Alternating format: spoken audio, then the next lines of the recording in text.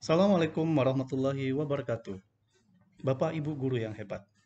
Konsep pendidikan menurut Ki Hajar Dewantara adalah upaya kebudayaan yang berazaskan peradaban untuk memberikan dan memajukan tumbuhnya budi pekerti atau kekuatan batin dan karakter, pikiran, dan tubuh anak yang selaras dengan dunianya. Tujuan pendidikan dalam 4 dimensi, yaitu tujuan jasmani, akal, rohani, dan sosial. Peran peserta didik sebagai fasilitator dan motivator. Nah, Bapak dan Ibu guru yang hebat, pendidikan yang berpihak pada peserta didik artinya adalah proses pendidikan dan pengajaran yang berorientasikan pada peserta didik. Peserta didik menjadi sumber inovasi dan motivasi bagi guru dalam menciptakan pembelajaran sehingga mampu membawa diri peserta didik dalam mencapai kodratnya sebagai manusia. Guru menjadi sosok yang tidak tergantikan di abad 21 dalam lingkungan pembelajaran karena tugasnya sebagai pemimpin pembelajaran di kelas. Tidak hanya tugasnya sebagai pengajar, namun juga mendalami perannya sebagai pendidik.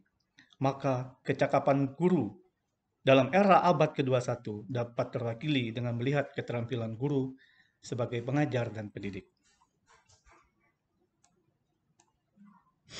Pendidikan merupakan komunikasi terorganisasi dan kelanjutan yang dirancang untuk menumbuhkan kegiatan belajar pada diri peserta didik terhadap 4 pilar dalam bidang pendidikan.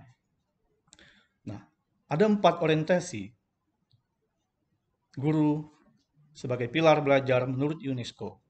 Yang pertama adalah learning to know, yaitu proses belajar untuk mengetahui, memahami, dan menghayati cita-cita kemerdekaan, pengetahuan, dan pendidikan yang memberikan kepada peserta didik bekal-bekal ilmu pengetahuan.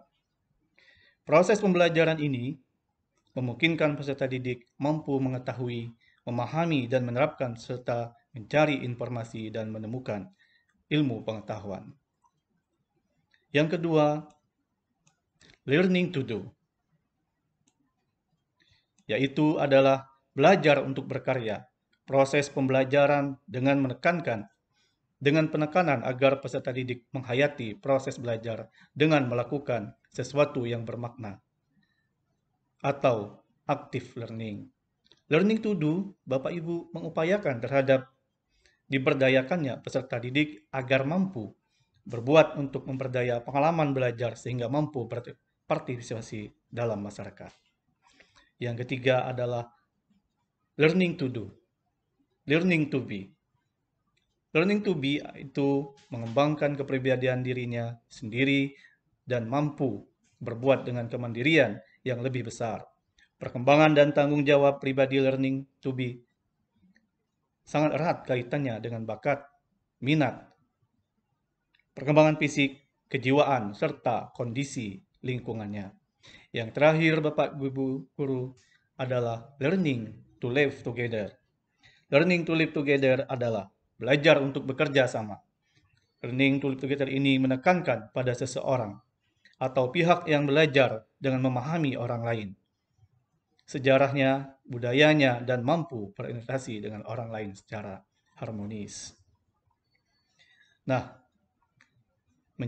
bagaimana menciptakan pendidikan yang berpihak pada murid? Yang pertama adalah pembelajaran berbasis proyek dan riset, melibatkan anak secara aktif dalam proses pembelajaran, menyediakan fasilitas untuk mengasah bakat peserta didik, penilaian yang dilakukan proses belajar dari hasil akhir belajar, sekolah sebagai fasilitator dan penghubung dengan dunia nyata. Terakhir, membuat kesepakatan bersama yang disetujui oleh semua pihak. Demikian Bapak Guru hebat, sedikit paparan saya bagaimana kecakapan guru di abad 21. Wassalamualaikum warahmatullahi wabarakatuh.